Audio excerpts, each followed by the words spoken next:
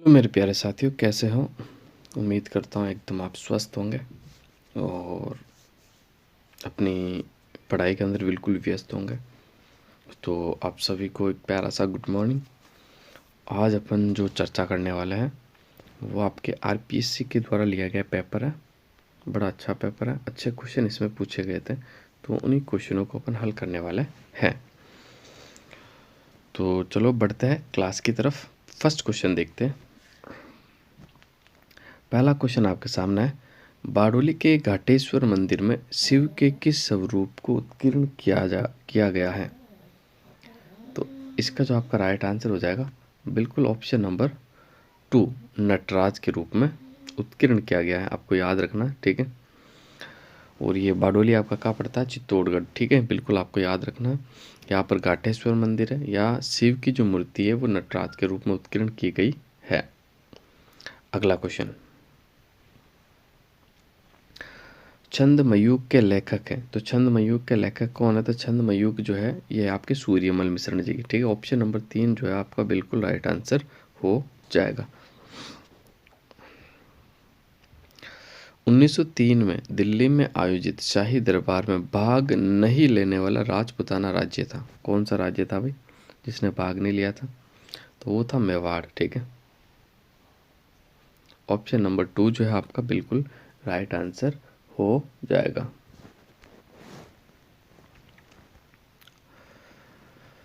निम्नलिखित में से किस राजपूत राजा ने अकबर के साथ युद्ध नहीं किया? कौन सा जो राजा था जिसने मुगल बादशाह अकबर के साथ युद्ध नहीं किया? तो इसका अपन सही आंसर देखते हैं। तो चौथे का जो आपका राइट आंसर हो जाएगा वो हो जाएगा ऑप्शन नंबर 2, मोटा राजा उदय सिंह। देखो, महाराणा प्रताप ने किया, राव चंद्रसेन ने भी किया था, और सुल्तान देवड़ा ने भी किया था। ये सुल्तान देवड़ा तो आपके सिरोही के शासक थे, राव चंद्रसेन आपके जोधपुर के मारवाड़ के, और महाराणा प्रताप आपको पता मेवाड़ के शासक थे। लेकिन ये मोटा राजा जो उदय सिंह है ना, ये तो इन्होंने अधीनता स्वीकार कर ली थी, ठीक है, अकबर की, इसलिए इन्होंने युद्ध नहीं लड़ा था। बिल्कुल आपको याद रखना है मोटा राजा उदय सिंह, ठीक है। अगला क्वेश्चन देखते हैं। नहड़ी, कटेर और राठी किस बोली के रूप है? ये आपको बताना। तो देखो, ये मेवाती बोली के रूप है भाई, नहड़ी, कटेर और राठी। Sorry guys. तो आपका नहड़ी, कठेर और राठी जो किस बोली के प्रकार है? तो आपको याद रखना मेवाती। मेवाती बोली आपकी कहाँ बोली जाती थी? ये भरतपुर और एक आपका अलवर, ठीक है। भरतपुर अलवर में आपकी मेवाती बोली जाती है। महाराणा प्रताप के समय चावंड में चित्रित प्रसिद्ध कृति है, तो 6 का जो राइट आंसर हो जाएगा वो ढोला मारू थी भी। कौन सी थी? ढोला मारू, ठीक है। बिल्कुल आपको याद रखना। दूसरा देखो, चावंड को महाराणा प्रताप ने राजधानी कब बनाया था? ये सवाल कई बार पूछा गया आपका। तो ये 1585 में बनाया था, ठीक है। और कब तक राजधानी थी? तो आपको पता होना चाहिए, महाराणा प्रताप के रहते हुए ढोला मारू 12 साल तक महाराणा प्रताप की राजधानी थी, क्योंकि महाराणा प्रताप का जो देहांत है वो 1597 में हुआ था। आपका कब हुआ था भाई? 1597। तो आप जोड़ लो 85 97, 12 साल हो जाएंगे, ठीक है। भील नृत्य गंवरी में लोक भाषा की कविता बोलने वाला पात्र है, तो उसे क्या कहा जाता? तो उसे जामट्या कहा जाता है। क्या कहा जाता? जामट्या। बड़ा अच्छा सवाल है, बिल्कुल आपको याद रखना, ठीक है, जामट्या। और एक इसके रेस्पॉन्स में जो जवाब आता था वो आता था कुड़क्या। क्या आता था भाई? कुड़क्या, ठीक है, ये भी याद रखना। जामट्या और कुड़क्या का जो संबंध है आपके, वो भील नृत्य गौरी से है, ठीक है।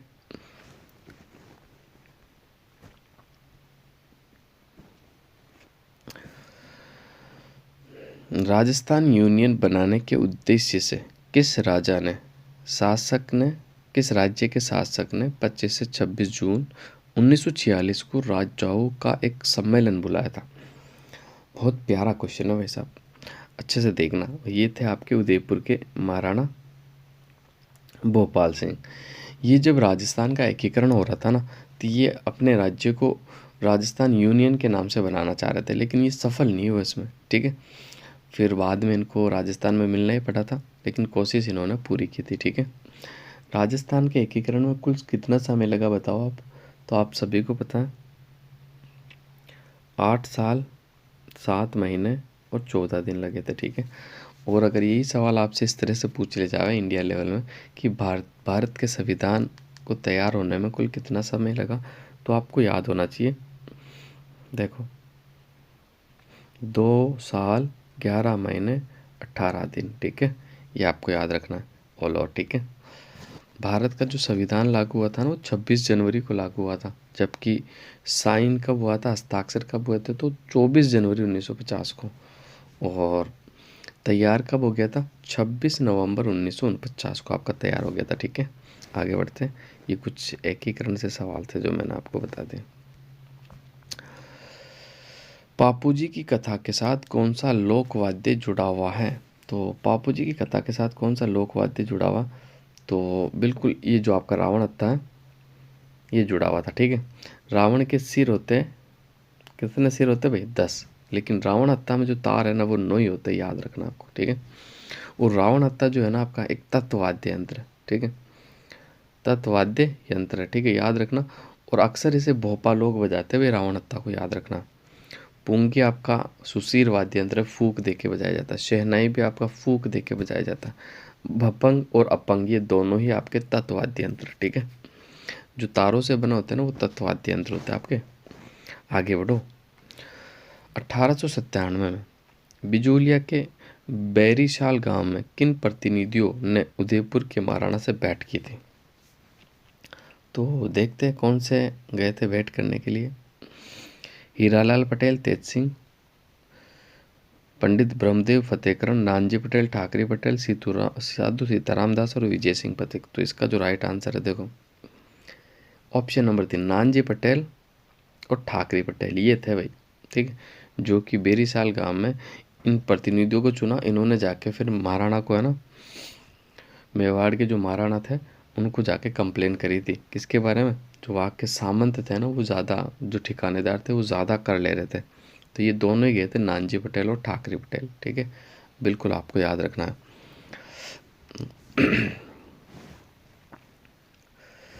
भीम भड़क शैल चत्र पुरास्थल स्थित है, कहाँ पर स्थित है आपको बताना है। तो 11 का जो राइट आंसर हो जाएगा, ये शैल चित्र पड़ता है आपके जोधपुर के अंदर। कहाँ पड़ता है भाई? जोधपुर में, ठीक है। ऑप्शन नंबर 3 जो है आपका बिल्कुल राइट आंसर हो जाएगा, है ना। अच्छा सवाल है, मोस्ट IMP याद रखना, ठीक है। ये भीम बेटका नहीं है आपके दिमाग में आ रहा हो तो ये भीम भड़क अलग है ना, रॉक पेंटिंग है, कुछ सोच रहे हो भीम बेटका। किस राजपूत राज्य ने 1854 में कन्या भ्रूण वध को गैर कानूनी घोषित किया? तो 12 का जो आपका राइट आंसर हो जाएगा वो हो जाएगा जयपुर, ठीक है। 1844 ईस्वी में कन्या भ्रूण हत्या को रोकने, वध पर जो गैर कानूनी घोषित करने वाला राज्य था वो था आपका जयपुर, ठीक है। बिल्कुल आपको याद रखना है। इस समय यहाँ का जो शासक था ना, वो आपका राम सिंह सेकंड था। और यहाँ का जो अंग्रेज प्रशासक था वो जॉन लुडलो था। जॉन लुडलो के प्रयासों से कन्यावध जो था ना, कन्या भ्रूण वध, इसको गैर कानूनी घोषित किया गया था 1844 ईस्वी में। निम्न में से किस प्रतिहार शासक ने अपनी राजधानी मंडोर से मेड़ता बदली? ठीक है, यानी मंडोर से मेड़ता बना ली। तो 13 का जो आपका राइट आंसर हो जाएगा ना, वो था नागभट्ट प्रथम। कौन था भाई? नागभट्ट प्रथम था, याद रखना। और ये कक्कू के समय घटियाला शिलालेख जो था ना 1861 का जोधपुर वाला, ये कक्कू के काल का है भाई, याद रखना आपको। राजस्थान में मौर्यों की उपस्थिति स्पष्ट है, कौन से शिलालेख से? तो आपको बताना है, देखते हैं। नानसा यूप शिलालेख से, कर्ण के शिवालेख के शिलालेख से, नासिक अभिलेख से, जूनागढ़ अभिलेख से। देखो कर्णसभा वाला जो शिवालय है ना, कर्णसभा कोटा, इससे पता पड़ता कि राजस्थान में मौर्य का राज भी हुआ करता था। तो ऑप्शन नंबर 2 जो है ना आपका, वो बिल्कुल सही आंसर हो जाएगा। देखो बहुत प्यारे क्वेश्चन इस पेपर में आपके पूछे गए हैं, और ये क्वेश्चन देखो कई क्वेश्चन आपको होंगे जो आपने फर्स्ट बार देख रहे होंगे, ठीक है। तो अगर आपको देखो बेहतरीन तैयारी करनी है ना, मैं कह रहा हूँ नोट्स बनाया करो, आप शॉर्ट नोट्स तैयार करो, ठीक है, शॉर्ट नोट्स तैयार करो। और दूसरा, आप डेली रूटीन के साथ पढ़ना आपको, ठीक है। अपना अपन जो भी काम कर रहे हैं, ठीक है, लेडीज़ होती तो वो घर का काम होता है, बॉयज़ होता तो कोई अगर कोई पार्ट टाइम जॉब करता है, खेती करता है, कुछ भी करता है, तो बाकी का समय जो बज रहा है ना, उसको अपनी स्टडी के अंदर अच्छे से यूटिलाइज़ करो। क्या करोगे? स्टडी में यूटिलाइज़ करो, ठीक है, पूरा समय। और आज कंटिन्यूटी होनी चाहिए आपकी, 6 से 8 घंटे आप निकालो अच्छे से, आपका हर एग्ज़ाम क्लियर हो जाएगा। लेकिन रोज़ाना आपको 6 से 8 घंटा पढ़ना है। जो आपका वीक सब्जेक्ट है उसको ज़्यादा पढ़ना है, और जो अच्छा है उसका रिवाइज करना है अच्छे से, और अच्छे से देखना है, ठीक है। तो अच्छे से आप डेली रूटीन के साथ तैयारी करो, पक्का एक सीट आपकी हो जाएगी। अगर आप 6 से 8 घंटे 3 महीने भी पढ़ लेते हो ना, तो आपका लगभग सारा सिलेबस कंप्लीट हो जाता है, भाई कितना ही बड़ा सिलेबस हो, ठीक है। और 2025 में तो बहुत सारी वैकेंसीज़ है, 2025 आपका खाली नहीं निकलना चाहिए, एक सीट पर आप बैठे हुए होने चाहिए, ये देख लो आप, ठीक है। अगर 2025 1 लाख वैकेंसी प्लस है, अगर इसमें भी, इसमें हर हर व्यक्ति जो कंपटीशन एग्ज़ाम दे रहा है ना, हर जो आपका स्टूडेंट एग्ज़ाम दे रहा कंपटीशन वाला, ठीक है, तो उसको देखो हर हर फील्ड में 1-2 मौके मिलेंगे। कोई पटवारी वाला देगा, कोई चतुर्श्रेणी वाला भी देगा, कोई वीडियो वाला भी देगा, कोई एलएसए वाला भी देगा, कोई लाइब्रेरियन वाला भी देगा। तो कितने सारे मौके हो गए। अगर आपको एक ही साल में 4-5 मौके मिल रहे हैं ना, तो देखो एक मौके को तो आपको पक्का भूनना पड़ेगा, तभी आपको एक सीट मिल सकती है।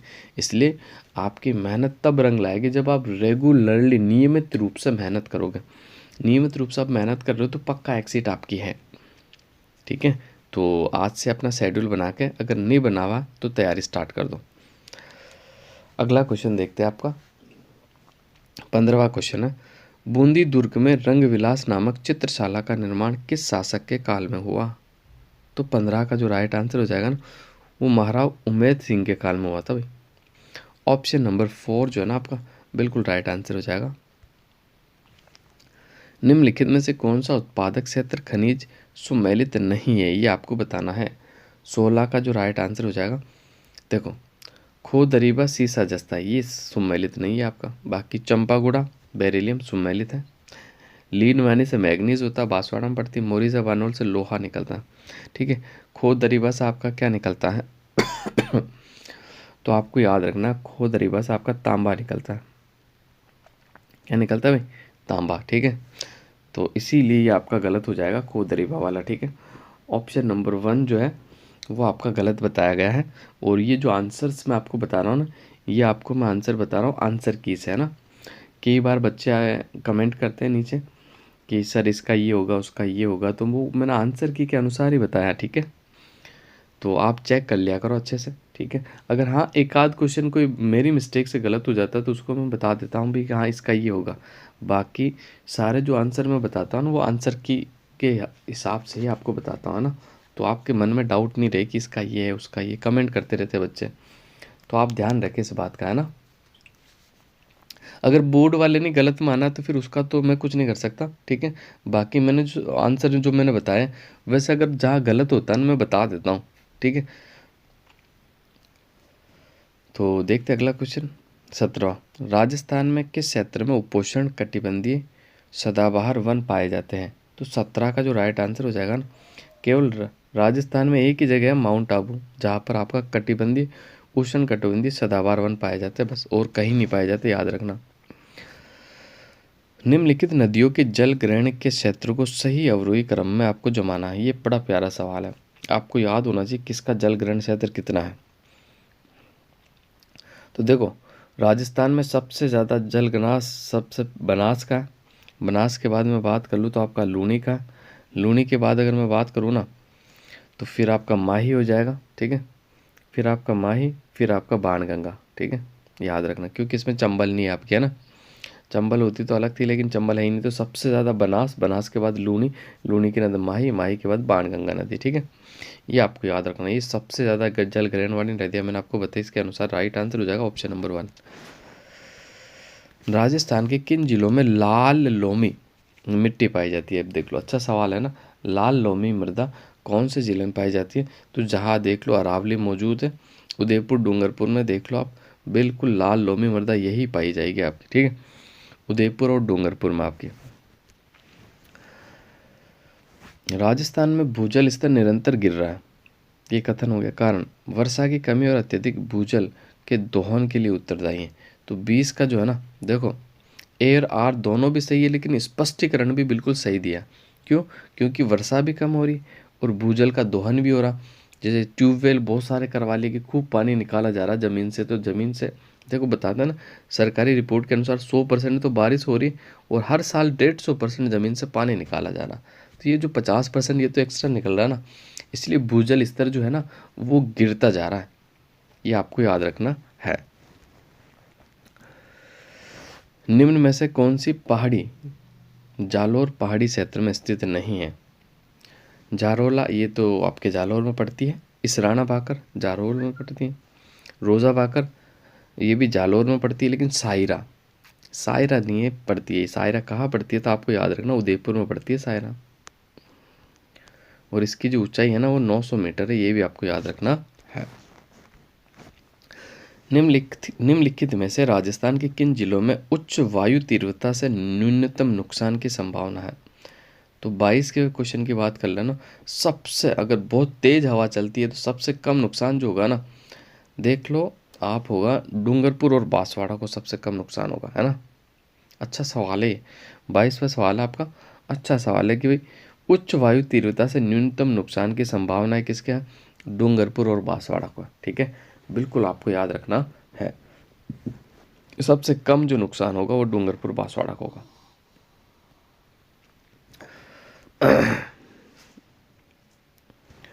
अगला क्वेश्चन, एक तरफ सोलर पार्क है, एक तरफ आपकी कंपनी से, इनको मैच करना है, तो करते हैं मैच अपन। ये लो बिल्कुल करते हैं।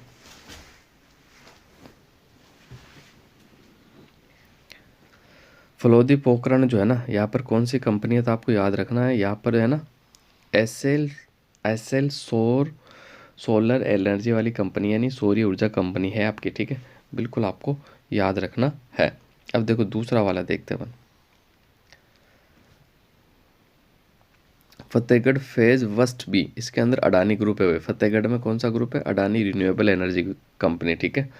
अब बच गए, अब तो दोनों में ही एक ही है, तो दोनों को मिला सकते हो आप, है ना। और नौक जैसलमेर में है आपकी RSDCL, ठीक है, और पुंगल बीकानेर में भी ये आपकी RSDCL। बस पहली दो वाली कन्फ्यूजन थी। फलोदी में थे आपकी SL सौर ऊर्जा कंपनी, और फतेहगढ़ फेज में आपकी अडानी रिन्यूएबल एनर्जी, ठीक है। इसका उत्तर आप देख लेना। अगला क्वेश्चन, 2021-22 में राजस्थान के कुल निर्यात में वस्त्र टेक्सटाइल की स्थिति थी? तो 24 का जो आपका है ना, बिल्कुल राइट आंसर हो जाएगा ऑप्शन नंबर 1। कौन सा? ऑप्शन नंबर 1 जो है आपका बिल्कुल राइट आंसर आ जाता, सेकेंड नंबर पे था। जनगणना 2011 के अनुसार राजस्थान में अनुसूचित जनजाति और जनसंख्या का कितना प्रतिशत नगरीय क्षेत्र निवास करता है? तो 25 का जो राइट आंसर हो जाएगा ना आपका, वो हो जाएगा 3.5%। कितना भाई? 3.5%। 26वां क्वेश्चन, थार मरुस्थल के संदर्भ में निम्न कथनों पर विचार कीजिए। संपूर्ण मरुस्थल रेतीला एवं बालू का स्तूप क्षेत्र है। ये लगभग 1,75,000 वर्ग किलोमीटर क्षेत्र में विस्तृत है। ये 25 सेंटीमीटर समवर्षा रेखा के पश्चिम में स्थित है। भालेरी चूरू मेंढा नदी घाटी शिखर में बरखान प्रकार के बालू का स्तूप पाए जाते हैं। तो 26 का जो राइट होगा ना आपका, देखो 26वें का जो राइट आंसर होगा वो BCD, ठीक है।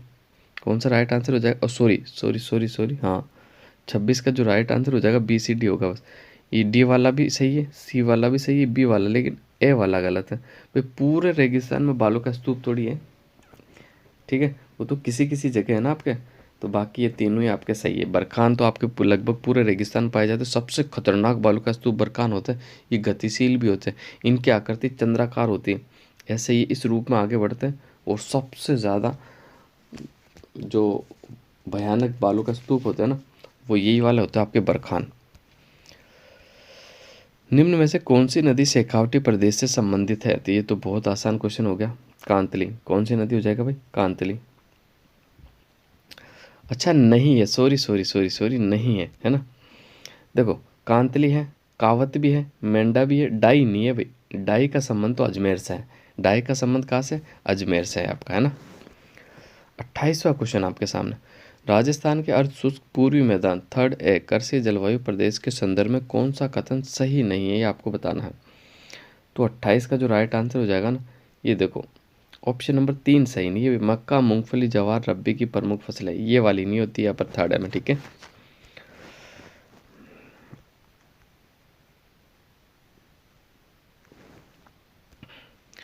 जनगणना 2011 के अनुसार राजस्थान के किस जिले में न्यूनतम बाल लिंगानुपात है? ये सवाल कई बार आ गया भाई, कई बार आ गया, और बार बार वही मैं एक ही आंसर बताता हूँ, झुंझुनू, क्योंकि एक ही आंसर है झुंझुनू, तो एक ही बताया जाएगा ना आपको। और आज का आखिरी क्वेश्चन आपके सामने। कोपेन के अनुसार झालावाड़ जिले की जलवायु किस प्रकार की है? तो वो AW प्रकार की है भाई। कैसी है? AW प्रकार की है। 30 का जो राइट आंसर हो जाएगा 4। तो आज के लिए बस इतना ही, तो मिलते हैं अगली क्लास में। तो आप नए हो तो चैनल को ज़रूर सब्सक्राइब करना, और चैनल को और वीडियो को शेयर भी कर देना। बस इतना ही।